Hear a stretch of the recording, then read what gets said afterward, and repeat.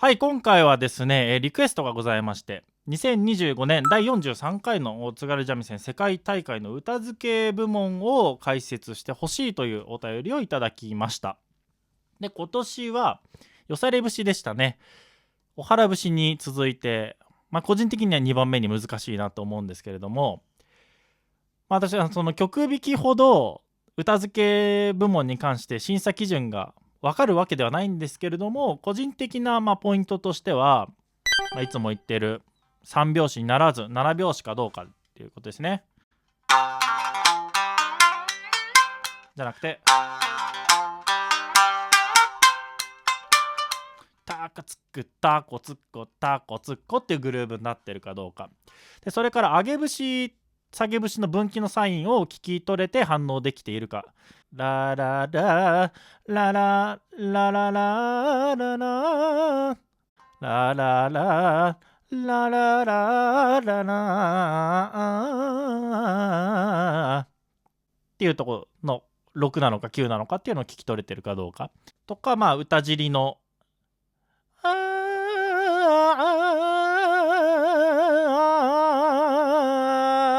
のとこですね。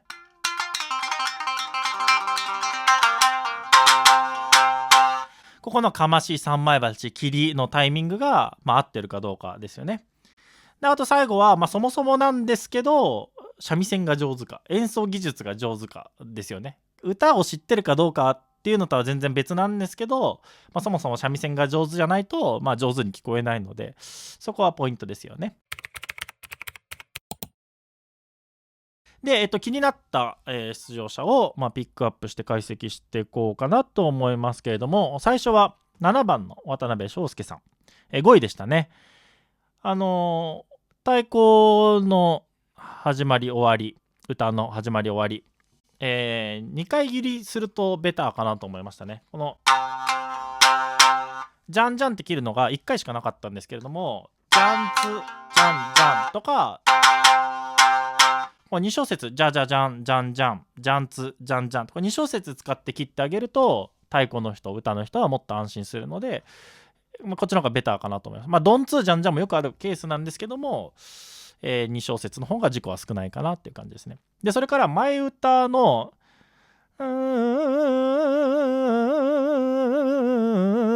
っていうところが手がね、なんかこれちょっとトリッキーかなと思いましたね。普通は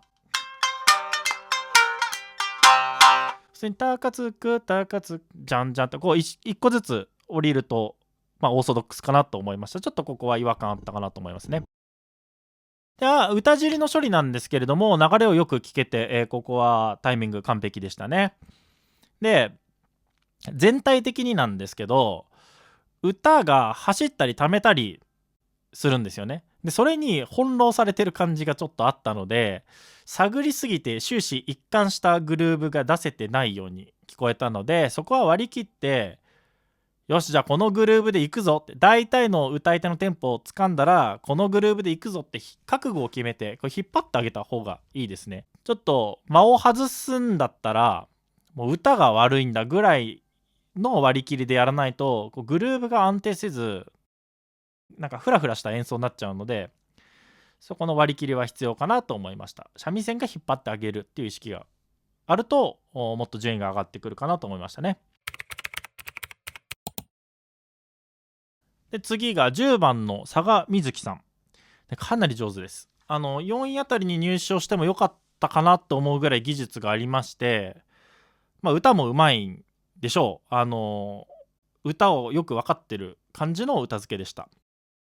で振り下ろしのね、節が伸びて予測しづらいのをね、よくまとめてて、これすっごいファインプレーです。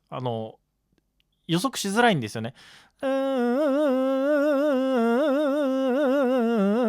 っていうのが大体の尺、普通の尺なんですけど、これが伸びるとどこで終わるか分かんなかったりして、でも結構ぴったりジャンジャンって切んなきゃいけないんで、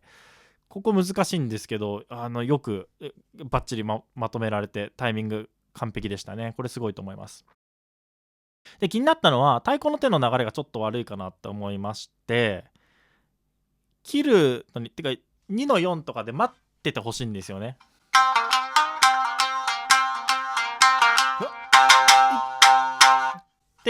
待っててほしいのは結構ギリギリで帰ってくる感じがあったんで、こう6とか9とか高音の方にいて、でてるたらたったたんじゃじゃじゃんじゃんじゃんっていくと結構危ない感じがあるので、余裕、高音に行きたいんだったら結構余裕を持って行った方がいいですね。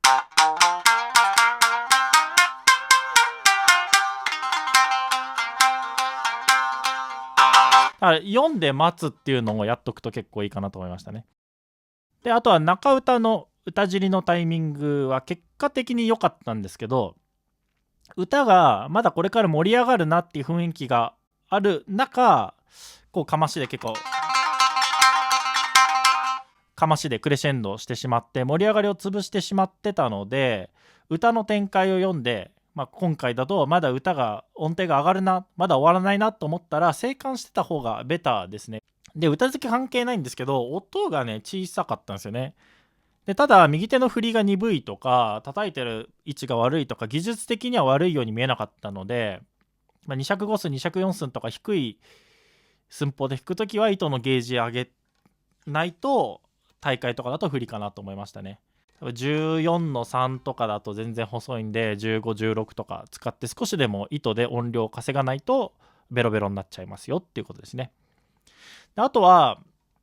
掛け声が小さかったりちょっとテンションが低かったので、歌を盛り立てる感じがないっていう印象を受けちゃったかもしれないですね、審査員はね。なんとなく自分もグルーヴの中にいるような感じで歌を盛り立ててあげる。う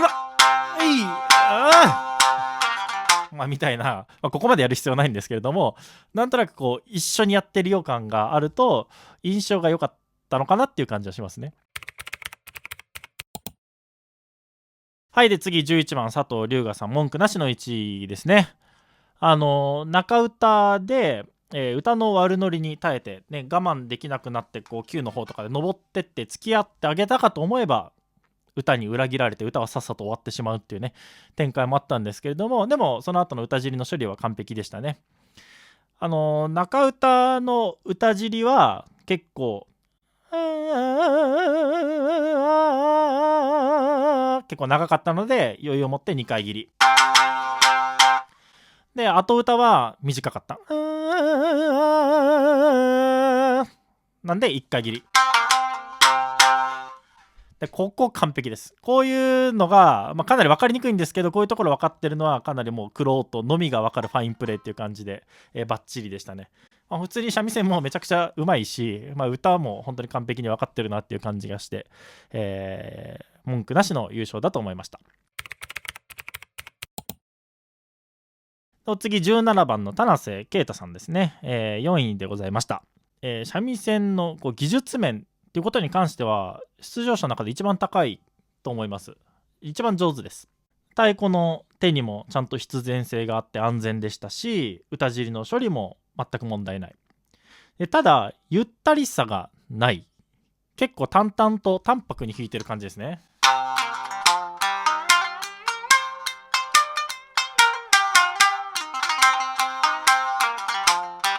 っていうこういう感じの印象に受けるんですよね。なんかこう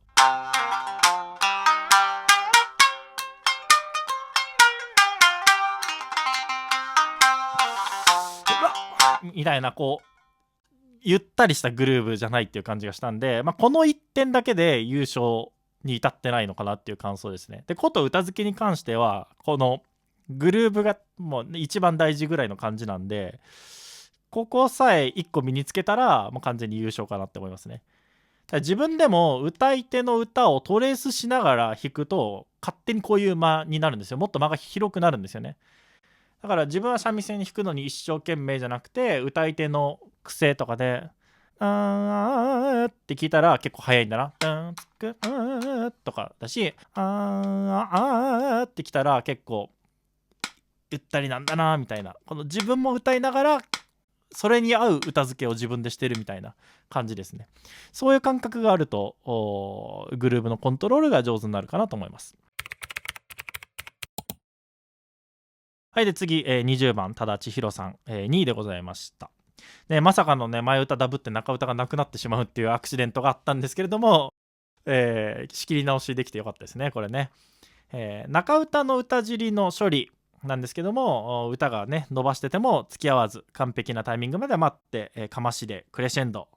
三枚鉢切りに持っていくっていうね、芸術的な流れで素晴らしかったです。で優勝するためにはですね、曲弾きでの硬い感じもう捨てずにいけるといいんですよね。曲弾き弾いてる時もっとこうちゃんと全ての技術がかっちりしてるんで、歌付けの時は柔らかさが出てしまってですね、こう体幹がこうぐにゃっちゃったりして三味線がうまいなっていう印象になりにくいので、だから田瀬君と足して2で割るといい、ちょうどいいっていうか、曲弾き的な三味線が上手的なこう硬さも必要だし、こうちょっとこう淡白にならず歌のグルーヴに付き合うっていうことも必要だし、その辺の塩梅が結構難しいですけど、もうちょっとかっちり弾けると優勝だなと思いましたね。はい、では次は21番工藤武蔵さん3位でございましたね。とても上手でございましたけれども、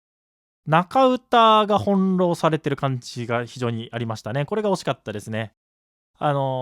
かに一発目ねトリッキーで中歌が上げ節かと思いきや下げ節だったんですよね。ラララララララってこう6が来たのにラララララ下げ節だったというパターンなんですけど、たまにこういうこともあります。読みは合ってたんでいいと思うんですけど、こういうイレギュラーが来た時は焦ってツボ外すよりは1小節後に合わせるぐらいの余裕があった方が綺麗に収まります。っていくところがと言ってしまった。でもその後とかに1小節後にここで合わせれば全然合うんで、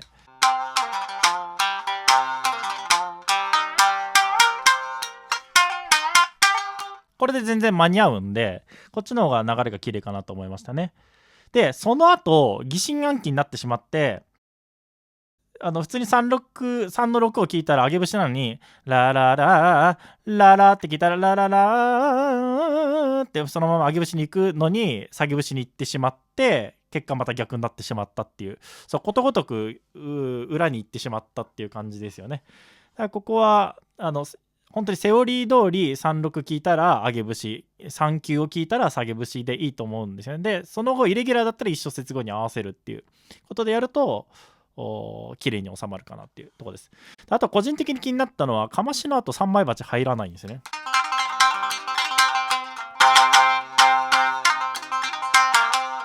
普通3枚鉢入るので、ここは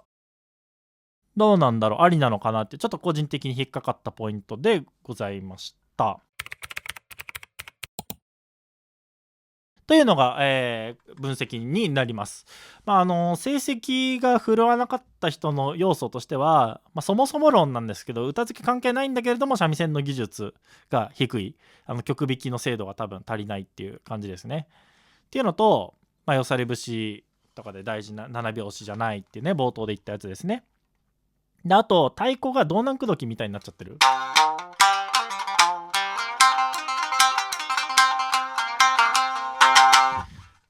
なんかよされ節っぽくないので、道南口説きっぽく入るにしても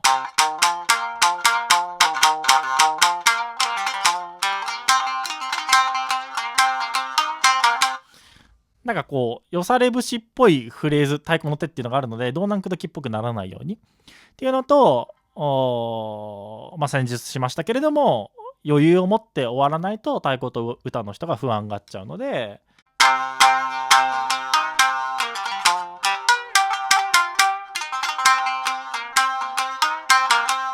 こう4とかで3枚鉢なりてるつくおてろつととかで、ちゃんと読んで待っててあげて終わるぞっていう準備を醸してからじゃじゃじゃんじゃんじゃんって入ると安全だし、歌付けがうまいなっていう、